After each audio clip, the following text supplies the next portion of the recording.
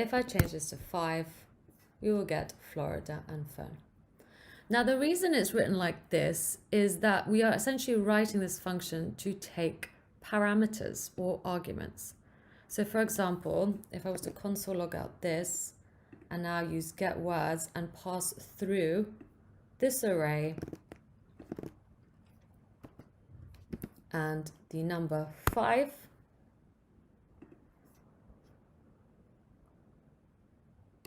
and then have an array here and number. So once again, change this to array and number, we will get Florida and phone. Okay, so now I can check this function works for many things. So once again, get words. I am recycling the function that we have written and I am checking it works with different arrays. So let's just have pen, astronaut, puppy, and then let's pass through the number, let's say 3, and we will get all 3. And if I pass through a 6, well, we'll just get astronaut, because astronaut is the only one that has a length of 6. Okay, so that is how we would check the function many times. We are passing through an array and then we're passing through a number. And then when using that array or whatever array we pass through to filter and check against that number. So if you go here, I'm literally taking this array, I'm putting it here and I'm putting it here. And then I'm taking this number and I'm putting it here and I'm putting it here. Okay, and then running my function. Great. Okay, so hopefully you've got that. If you do have another way of solving this, I'd absolutely love to see, so please do share it with me. I'd absolutely love to see all your creative solutions. There's many ways to solve this, and let's carry on. So I'm just going to console log this out for now.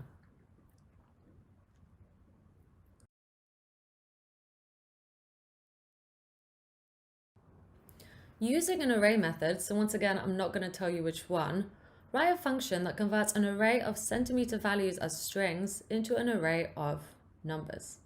So once again, this is going to be a fun one as you're going to have to Google. There is a really nifty JavaScript function that will allow you to convert strings into numbers. So I'm not going to tell you what it is, but as a clue, just Google strings to numbers in JavaScript and you should be able to find that JavaScript method. So have a go at doing this. Just simply copy this out in your code editor and let's get to it.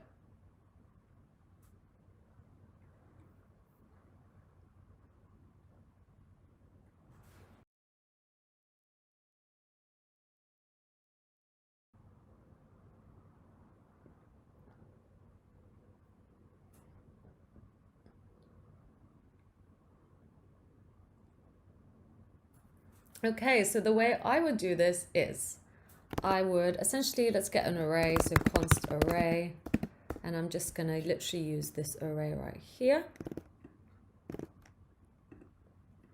And I'm going to return, so array 3, I think we have to call this, or let's just put centimeter values. And return, where I would get the centimeter values, and then I'm going to use map, as we are essentially going to be mapping onto each element. And I'm going to use map, so this is my map syntax. I'm going to get a value, and for each value, I need to do something, right? I need to change it to a number.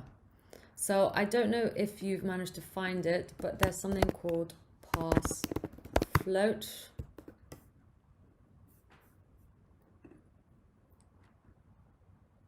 The parse float function passes an argument, converting it to a string first if needed, and then returns a floating point number.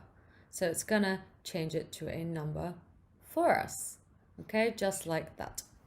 So let's go back here, and I'm just gonna use parse float and surround my value in it.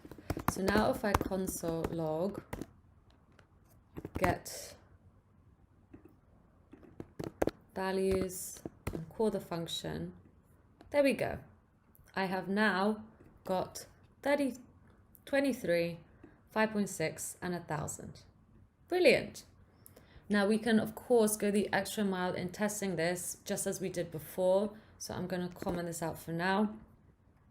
Let's put an array in. So I'm just going to put a different array this time. I'm going to put 34 centimeters as a string, 45 centimeters as a string, and 1.2 centimeters. And I want this to convert into integers. So I would put the array. So I'm just saying whatever this is, I'm passing it through as an array, and I'm going to return that. So there we go. That has worked too. I've now converted this other array into integers. Let's do it again. So console log, essentially any strings or array of strings that I pass through into the get value function now should come back as integers. So 3 centimeters, 4 centimeters, oops, 4 centimeters, 7 centimeters. Console log get values, and there we go. We've done it. We've written a function that will literally take any array of strings as values and turn it into integer values. Cool. Let's move on.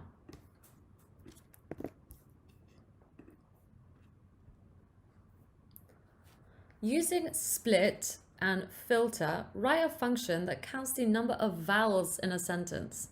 So for example, here we have a function, and if you pass through in West Philadelphia, born and raised, it will come back with 12. This is because there are 12 vowels in this sentence. So I want you to have a go at doing this. It is a bit on the hard side, but it does use everything that we have learned so far. So I want you to have a go at doing it. I'm going to pause here while you do this, and I'll see you in a bit.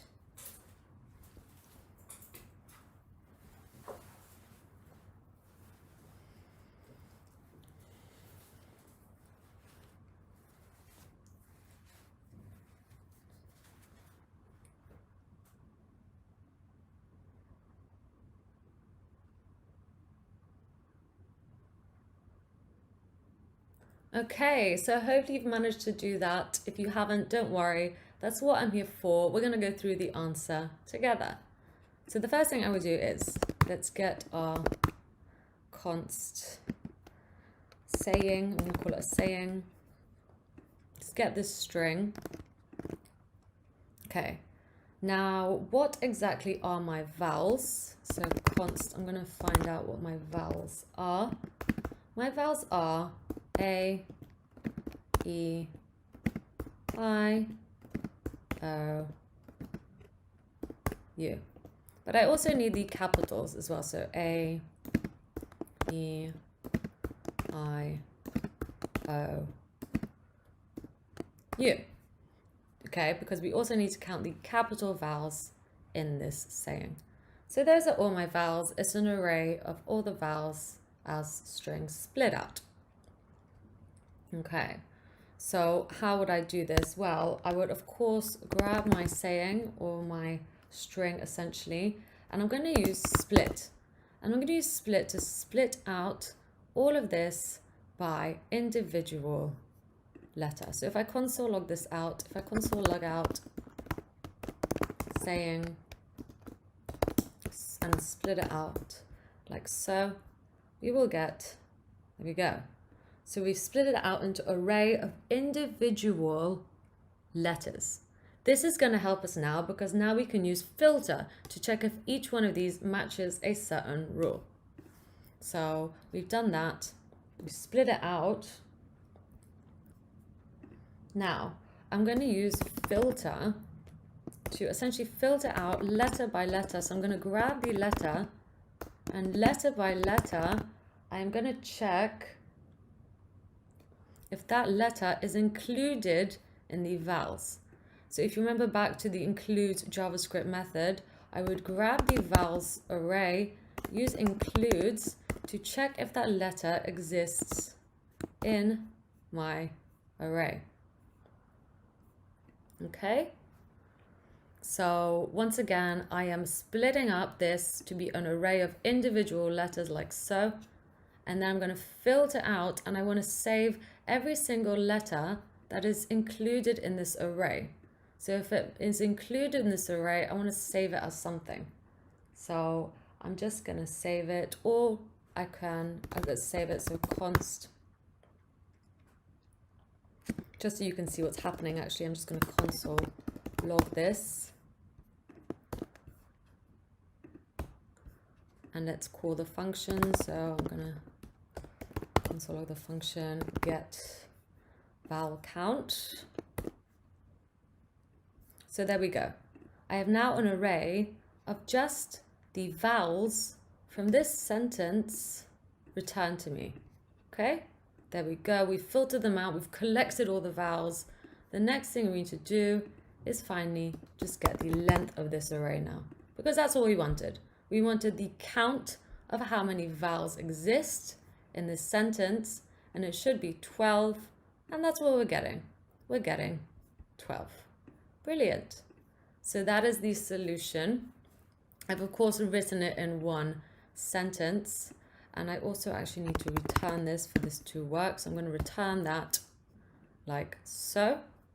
And now if we pass through any sentence into here, we should get the vowel count.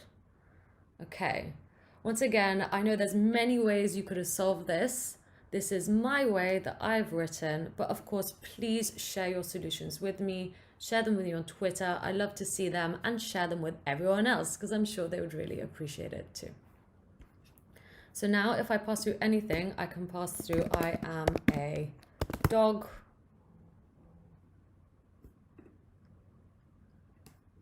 So that is a sentence. I'm going to pass through a sentence, and whatever the sentence is, I want you to check if it has vowels and how many. So I get 4. 1, 2, 3, 4. That looks right. Let's try something else. Console log. Hello there, everyone. And that has 8 vowels. Amazing. We have now written a function that will literally return back the amount of vowels we have on any sentence. Let's carry on. Once again, I'm just going to comment these out. And we have got to our final question in the ArrayWorks section. In this one, I want you to use split, map, and join in order to write a function that capitalizes the first letter of each word in a sentence. So for example, here we have a string, the Queen's Gambit. I want to change it to the Queen's Gambit, like so. Not in an array, that is not necessary. So once again, get to your code editor, write this out, and try solve the solution by writing your code here. Okay, let's pause here. Feel free to Google, of course, or look back on our previous lessons. That is absolutely fine too. I'll see you in a bit.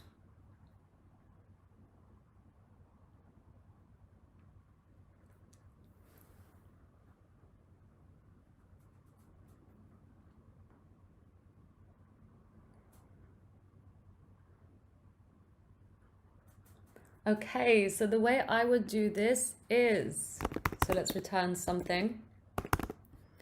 Let's get something, so const words equals words identified, words 2.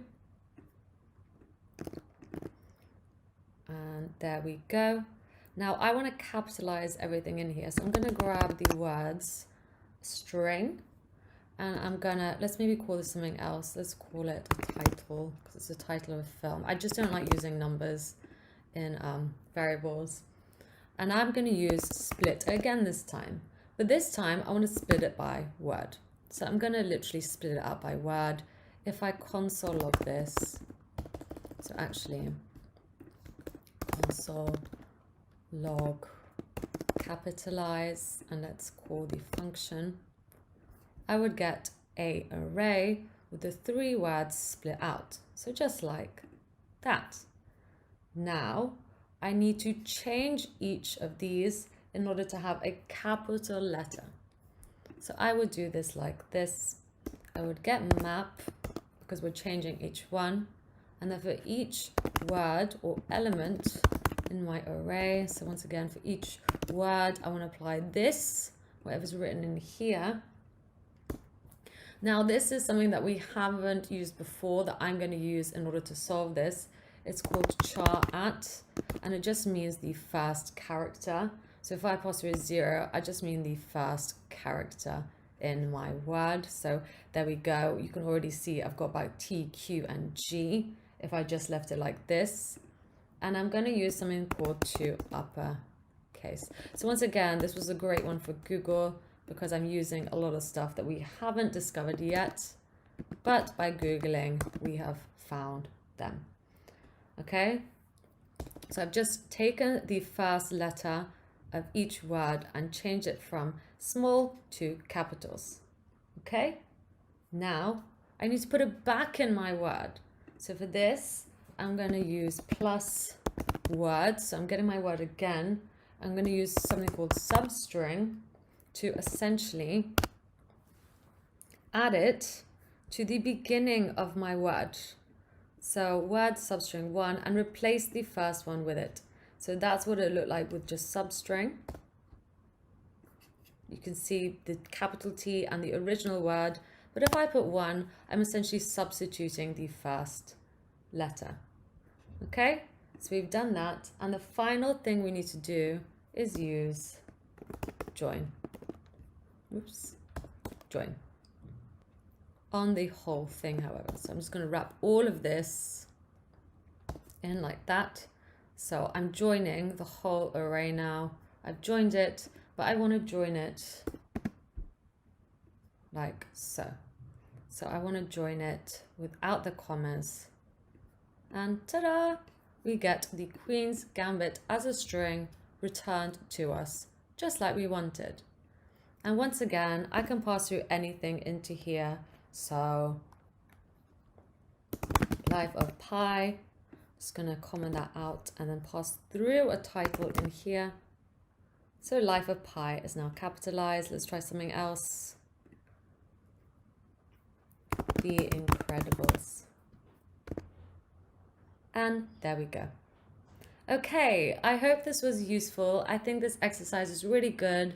As I said, it was a bit on the hard side, and it did involve a lot of Googling in order for us to get the solution. Just like with the last one, there was a lot of Googling that you should have done there, as char at is a new one for us, and so is substring. You would not have seen them in this course, but with the help of Google, you hopefully got the right answer, or you've come up with your completely own version of how to solve this. As mentioned, if you have, I would absolutely love to see your solution. I'm all for creative thinking, and I'd love to see how you solved this challenge. Okay, let's carry on. In this section, I want to talk to you about the add event listener. The event target method add event listener sets up a function that will be called whenever the specified element is delivered to the target. What I mean by target is an element itself, a document, or a window. Don't worry if this doesn't make sense. I'm going to show you this in code. So for those of you who have been carrying along with my course, we would have used add event listener a few times by now. However, we haven't really delved into how it works. So let's do that now. The add event listener essentially can work on a target, and then we pass through a event such as a click. So I'm just going to put through event and the function that we want to invoke when the event is triggered. I'm just going to show you this with an example. For the target, I'm going to choose this green square right here. So let's go ahead and pick it out from our HTML file. So I want to choose this with the ID of hexagon. So I'm just going to copy that. And in here, I'm going to use document. I have not made up document or get element by ID. That is a JavaScript method that will allow us to look in our HTML document and find the ID of hexagon. Now let's store this as something. Well, I'm going to store it as hexagon so that we can use it in our JavaScript file. So now we have a target. So I'm going to get the hexagon and I'm going to use add event listener. So the JavaScript method of add event listener, so that each time we click on the hexagon, but only the hexagon. So I'm going to pass through a click here. Once again, I'm not making this up. This comes from a long list of things that we can pass through. And once I click the hexagon, I'm just going to get a function. So let's write a function, alert me. I just want to say console log clicked. So now we need to pass through a function, and that function is alert me. So let's clear this and see if that has worked. Let's click on the hexagon. Let's go to console log out, let's refresh that. And there we go, clicked, clicked, clicked. So everything is working here. Let's break this down a bit further. So my target is the hexagon itself. I'm using add event listener. I'm passing through an event to invoke a function when the hexagon is clicked. We are listening out to any time someone interacts with the hexagon, and if that event is a click, we invoke the function here. So I mentioned that I did not make this up. There are plenty of things we can pass into add event listener. Here are just a few. So here we have click, we have double click, we have mouse down, we have so many. This one's depreciated. Let's choose another one. So perhaps we can work with mouse over. So I'm going to replace with this mouse over. Now let's refresh. And as soon as I just hover my mouse over, we invoke the function. So that's pretty cool. I'm not even doing anything. I'm just hovering my mouse over it and it's invoking that function. So that is how add event listener works.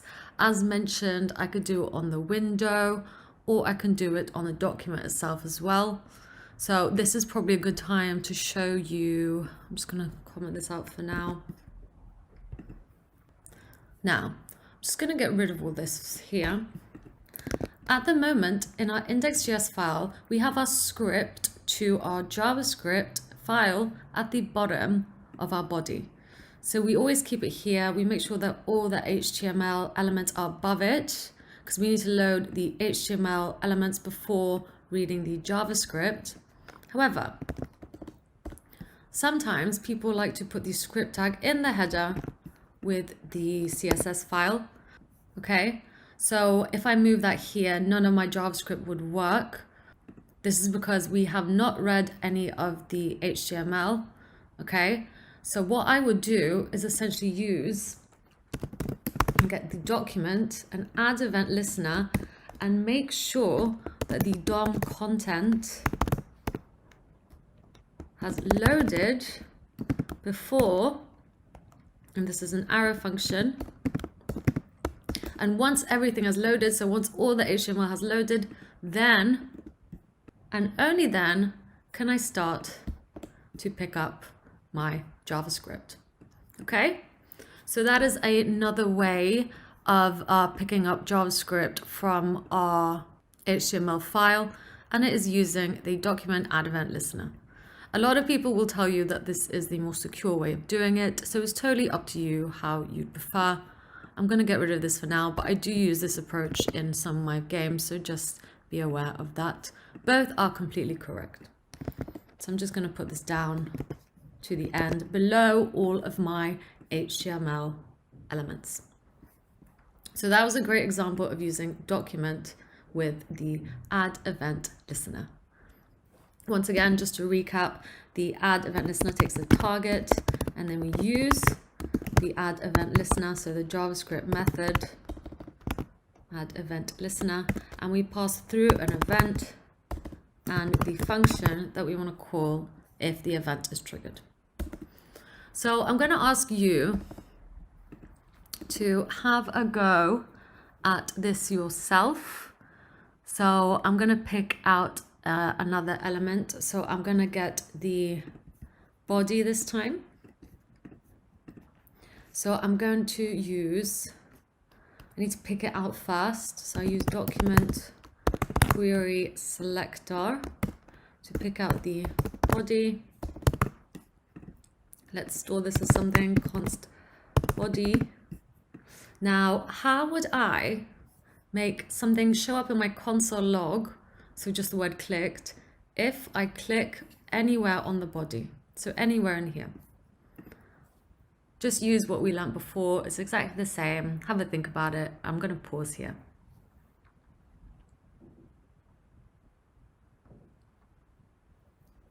Okay, so I would get the body and I would use add event listener to pass through a click event and then invoke a function. So I can write the function up there, or I can simply write function and then in curly braces, console log clicked. So there we go. I've just written in one line, but it's exactly the same as what we did before. And now, if I click the body, you will see I'm getting a message in our console log that says clicked. Okay, great. I just have one more thing to show you about this before we carry on. Next up, I want to talk about removing event listeners. Okay, so the remove event listener method removes an event handler that has been attached with the add event listener method. Don't worry though, I'm going to show you what I mean by writing this in code. So before we looked at add event listener, so I'm just going to use that once again. I want to add an event listener to my circle to essentially toggle it from being blue to another color. So I'm going to go into my document and use query selector to find the circle. So I'm looking for the class of circle. So the class of circle, and let's store this as circle so we can use it in our JavaScript file. Now let's write a function to do this toggle. So function toggle circle, or toggle color, maybe the American way color. And I'm simply going to grab my circle and then use a JavaScript property of class list. So I'm not making that up. I want to toggle. Toggle is a method. Once again, I'm not making that up. I want to toggle the class list of circle. And I want to toggle circle. So now let's grab the circle and use add event listener on click, let's say, to toggle color. So now if I click on the circle, well, the circle class will disappear. So let's change that to be something else. So I'm going to toggle it. Got the circle, and I want to say red circle. And simply, let's just copy all of it. Red. So now, if I toggle red circle, there we go. I'm adding and subtracting the red circle class from the div, which already has a class of circle. So that's our default. And then we are simply adding red circle, taking away red circle, adding red circle, taking away red circle from it. So that is our function. At the moment, everything works. However, I want it to stop working after 10 toggles. So when we click on this, nothing will happen. So I can do this like this. So we need a count. I'm going to have a count. Let count equal 0. Let's console log count to see what's happening too. It's nice to do that. And if count is suddenly larger than 10, I want to get the circle and I want to remove event listener. I'm just going to remove the same thing. So now let's try it out. Let's get our console log.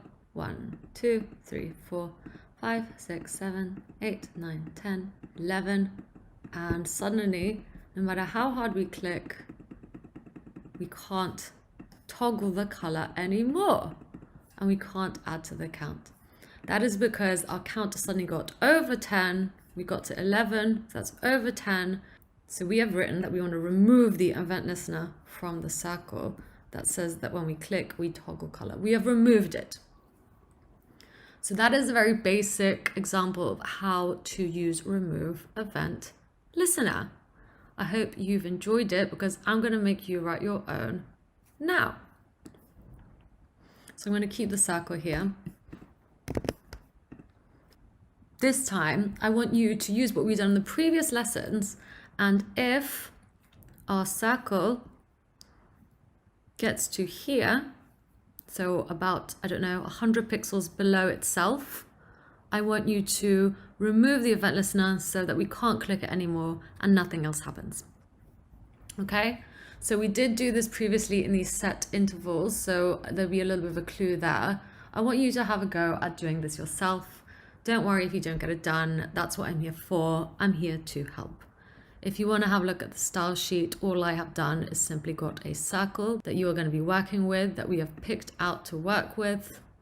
And that is my index.html file. And of course, my folder layout. Okay, I'm going to pause here while you have a go at doing this. I'll see you in a bit.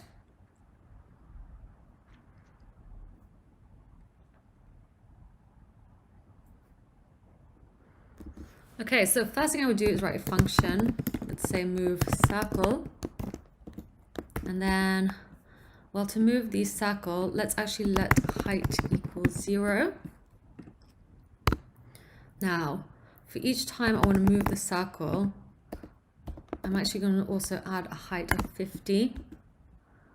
And then we need to assign that new height to the circle itself. So let's grab the circle. I'm going to use style. So this is not made up. I'm going to use style and then top and assign it a new height and get the pixel. So in here, I just need to make sure that the position of this is absolute in order for this to work. So position absolute, and essentially what we have written here, so we're getting the circle, that we are manipulating its style, and we're going to be adding a top. So it's just the same as me writing top, 100 pixels. So I've just moved it down a little bit. So that's what we're going to be doing, but in our JavaScript. Okay, so move circle. Let's attach this to an event listener. So let's grab our target. I'm going to use add event listener to essentially on click move the circle. So maybe this isn't enough. Let's do 100. Why did I add event listener? Okay. So now click, click, click. It's moving down. It's good, but it'll carry on doing that. Okay, so we'll carry on clicking it and it'll carry on moving down. So we need a rule that says if height suddenly gets over 300 pixels, we want to get the circle and remove the event listener that we added. So let's pass through these rules again and save. So now I get to 300. We can't click it anymore. We are over 300 pixels in height and we can't move it. So there we go. Okay. I hope you found this useful. Please do write this down. Please do make a note of it. I do hope you're coding along with me, as I really do think that's the best way to learn, by coding and not just watching. So I hope you enjoyed this and learnt the most you could. I'll see you in the next lesson. So next up, I want to talk to you about the query selector, as we're going to be using a lot in this course. Let's do it. The document method query selector returns the first element within the document that matches the specified selector. What I mean by this in code is this. So we're going to be using query selector in order to pick out elements from our HTML. You might have seen this in a few examples already, but I really want to talk to you in depth about this. So here, for example, we have a div with a class of circle. Well, we can actually pick out this div by the div itself, or more specifically by its class. What I mean is this. So I would get the document, as we need to pick it out from the HTML document, and use query selector. So this is a JavaScript method. I am not making this up. And I would pass through. So for example, if I wanted to pick out the div, at the moment there's only one div in here, so I don't see a problem with that. I've picked out the div. So now if I console log this out, you will see a div with a class of circle. That's what we have. I've picked it out, so now I can work with it in my JavaScript file. So that is pretty cool. Let's go ahead and save it as something. I'm going to save it as a circle. Okay, so that is done. However, what if I start having more and more divs in my HTML file? Well, then I wouldn't really want to choose to pick it out by the div element. I would want to pick this out by the circle class. So you would think I would just pass it in through here like this, but that is wrong. If I write that, nothing will get picked out. So if I console log circle, I get null. This is because we are not searching for a HTML tag or element of circle. That doesn't exist. We are searching for the class of circle. So just like in CSS, we need a dot to tell our file that we are looking for a class name of circle. And then you will see that work. So that is essentially how I would use query selector. There is also query selector all. This is for if I want to pick out more than one. So if I, for example, had not just one circle, but 2, 3 circles. Let's just get rid of this absolute styling.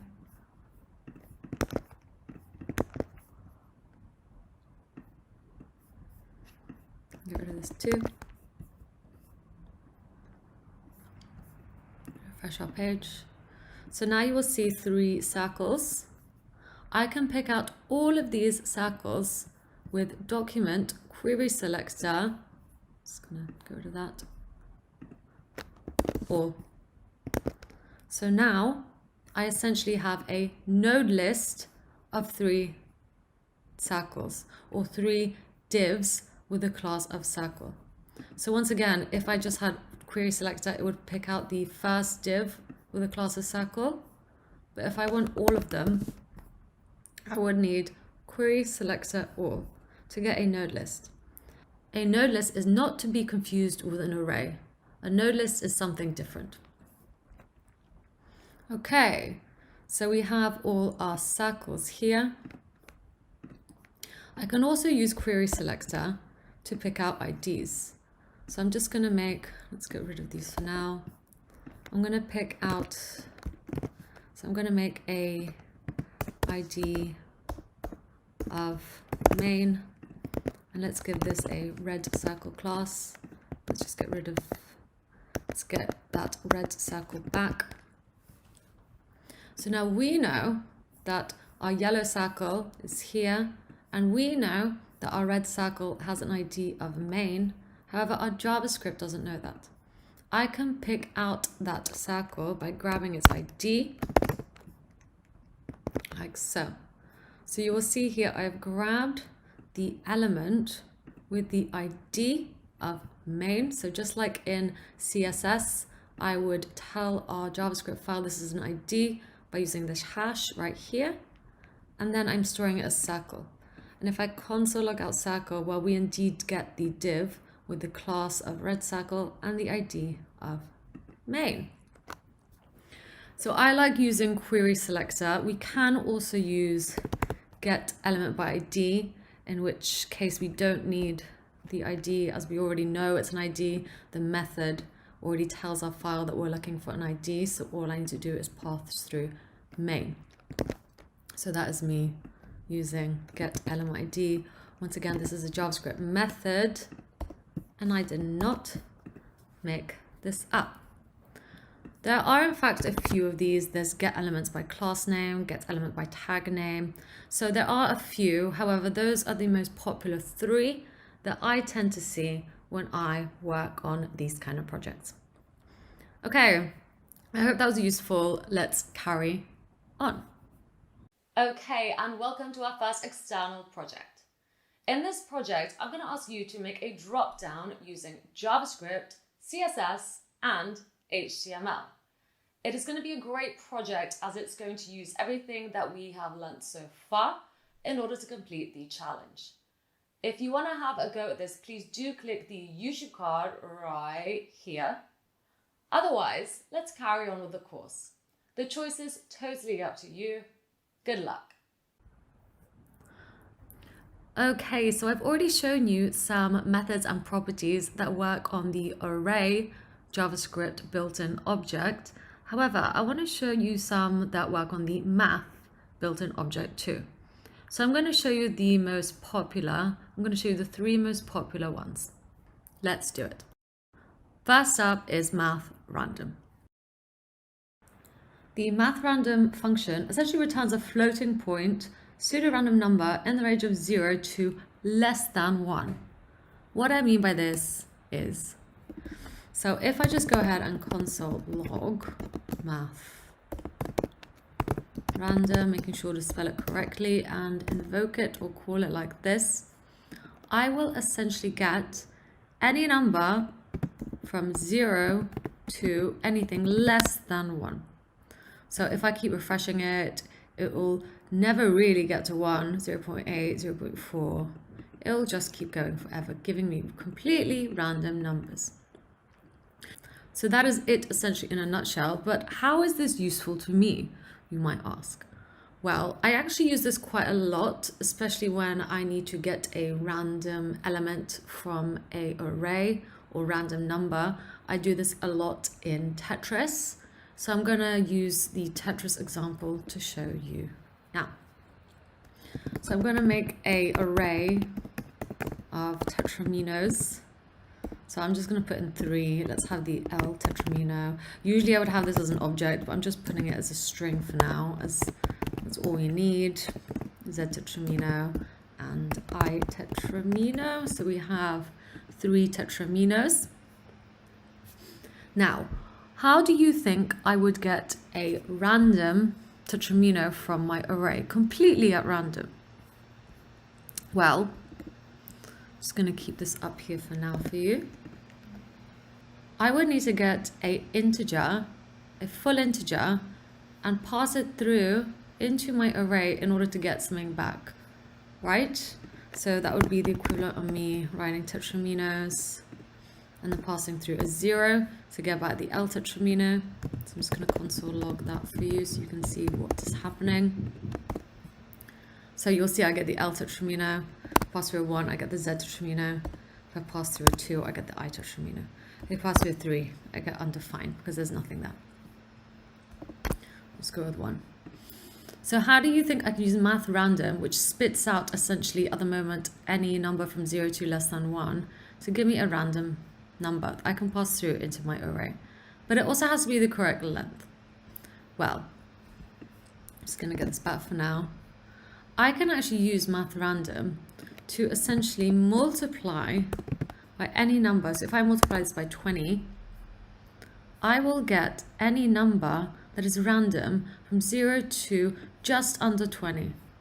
So less than 20. If I keep refreshing this, that is what you will see. It will give me numbers that are anywhere from 0 to just under 20, so under 20. Now, I'm going to use this to get a random number from 0 to 3, but just under 3. So I would do this. I could just pass through a 3, like that, or I could use my tetromino's length property. So that is essentially a 3. So now if I keep refreshing, I will get a random number anywhere from 0 to less than 3. It will never get to 3. So we're close, we're nearly getting there, but I'm going to have to introduce another math related function, and that is math floor. Math floor essentially rounds numbers down to the nearest full integer. Okay, so now let's get const integer, or maybe random integer. I would essentially, let's also store this const random number, and I'm just going to store the number we're getting here. So now I would need to use math floor to essentially wrap our random number. So now if I console log random integer, well, you guessed it. I'm just going to clear a few things out. So I'm just going to comment that out here. I'm actually going to console log random number for you here so you can see what is happening. I'm going to get rid of that so let's clear everything. Let's refresh. So here you will see we get the random number of 0.27, and we are rounding it down to the fullest integer. So we've rounded it down. The rounding down is important as we don't really want to get a 3, okay? So for example, if we got a 2.2, if we round this up, we will get a 3.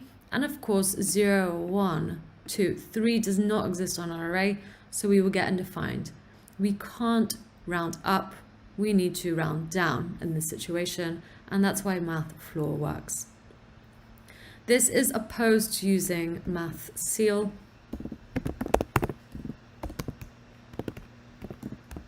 which will round up, and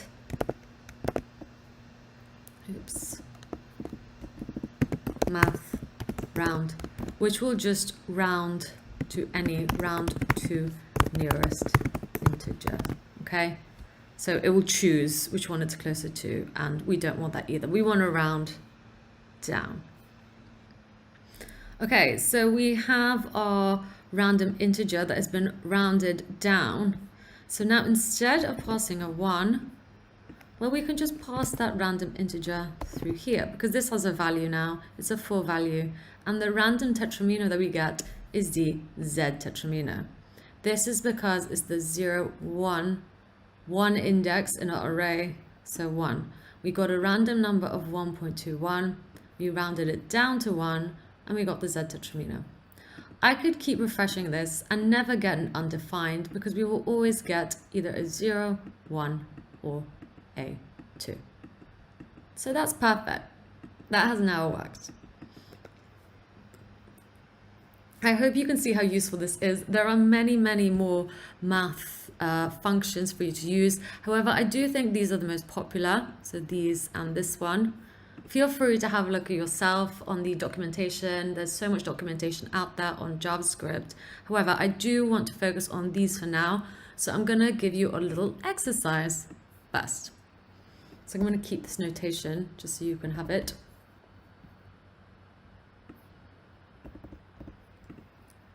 Okay, let's pretend we are at a bar and there is a drinks menu. So drinks menu, and then let's have a vodka tonic. Let's have a white wine, a beer, and a mocktail for those who don't drink. Mocktail. So your friend essentially asks you to get him a drink from the menu. You ask him what he wants and he says, surprise me. Anything from the drinks menu, pick at random. How would you use JavaScript? Essentially pick a drinks menu at random from this list. I'm going to leave you to it. Please do use everything that you used before in order to solve this and get a random drink from the drinks menu. Don't worry, if you want to go back and view what we did before, that's absolutely fine. Just focus on getting this done.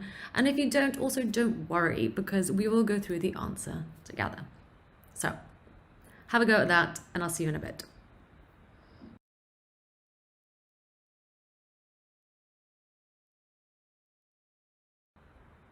Okay, so what I would do is I would essentially get the drinks menu itself. I would open this up because we need to pass something through, and then I would use math random, invoke that, and multiply it by my drinks menu length, and then wrap all of this in math floor. So that is essentially the solution in one line of code. Let's console log that to see what we get.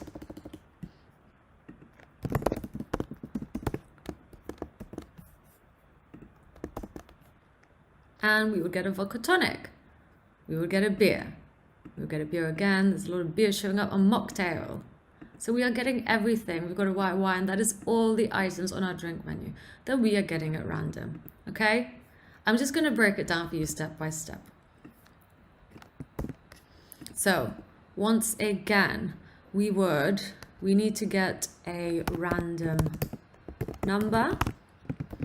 So to get this random number, we would use math random, and then we would multiply it by the number of items in our array. So I could either multiply it by 1, 2, 3, 4, or I could use the drinks menu array length property.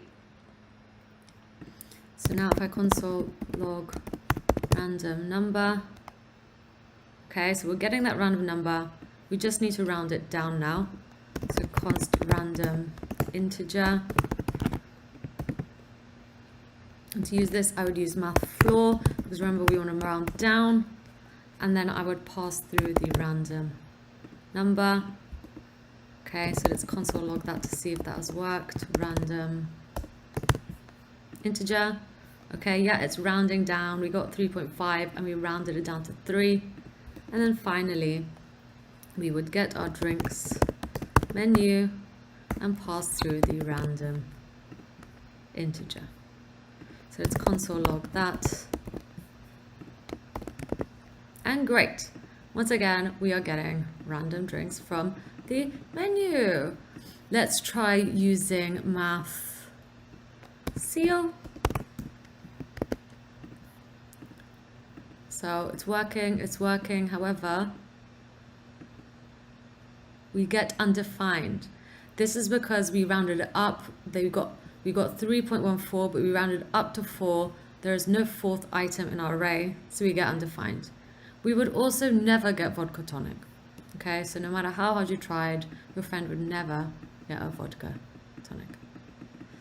Okay, so that was fun. I hope you enjoyed that. That is it. That is all I'm going to cover for the math inbuilt JavaScript objects.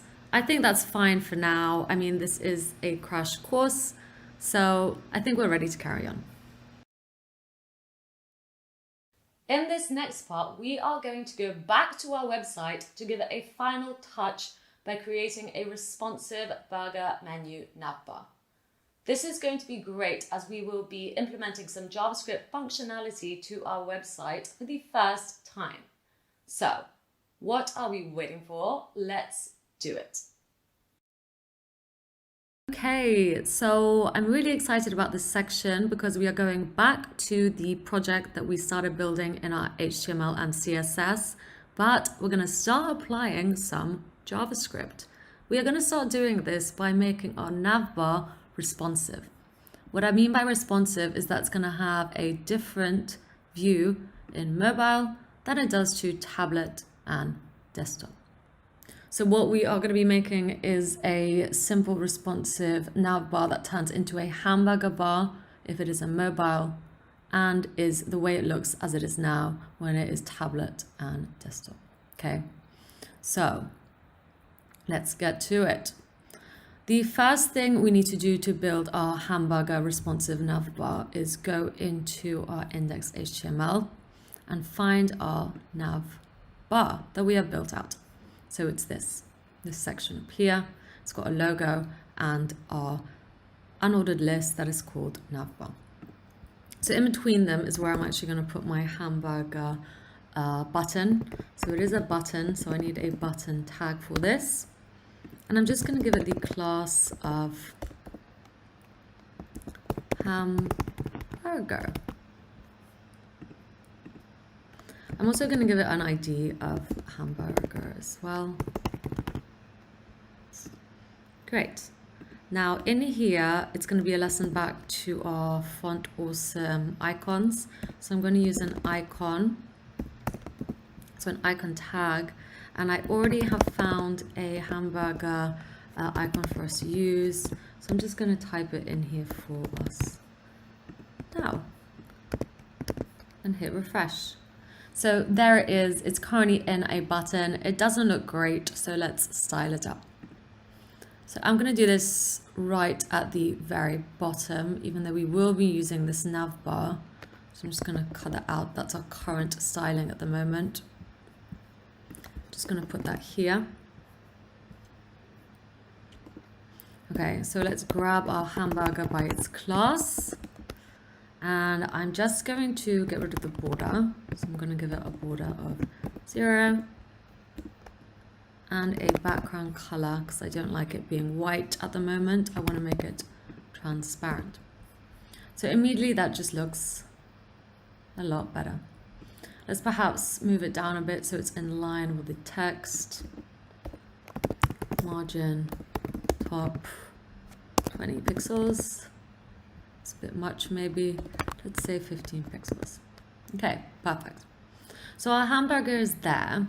However, we only want it to appear if it's in mobile, not when it's in tablet or desktop. So we can do that using the media query. So as a refresher, we use the media query here. I'm going to use the same logic just so everything's consistent. So what this means is that anything that we apply in here will essentially change any element. So for example, the hamburger element, or the element with the class of hamburger, it will apply this styling to anything above 500 pixels in width. Okay, so we know we don't want to see the hamburger when it's above 500 pixels. So I'm simply going to put display none.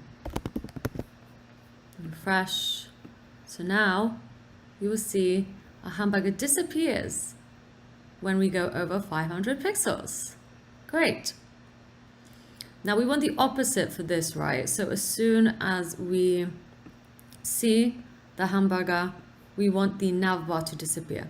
So I'm going to do this by actually, we need to make the navbar disappear up here. So I'm going to get this navbar, put that in here, and above this, I'm going to make navbar display none. Okay, so there we go. Under 500 pixels, above 500 pixels. Under 500 pixels, above 500 pixels. Great. That is because the styling that we have for anything above 500 pixels involves the burger deleting, burger disappearing, and the navbar having styling. And the opposite for when we're outside of this, so when we're in mobile form. We are designing mobile first, okay, so this is like the default, and anything above that needs specific styling, yeah. So that is, mobile first design is the most popular way of designing anything now, as we do view most of our sites on mobile. Okay, so now we have that done. Let's actually get to implementing some JavaScript to give our button some functionality. And by functionality, I mean I want there to be a drop down if I click on the hamburger icon. So let's do it. The first thing that we need to do, if we remember from our JavaScript lesson, is actually create a JavaScript file. So just as before, I'm going to create a directory called source, which is going to store our index.js file. So let's add a file called index.js. If you've done it correctly, you'll see a JavaScript icon show up. This is because we are using the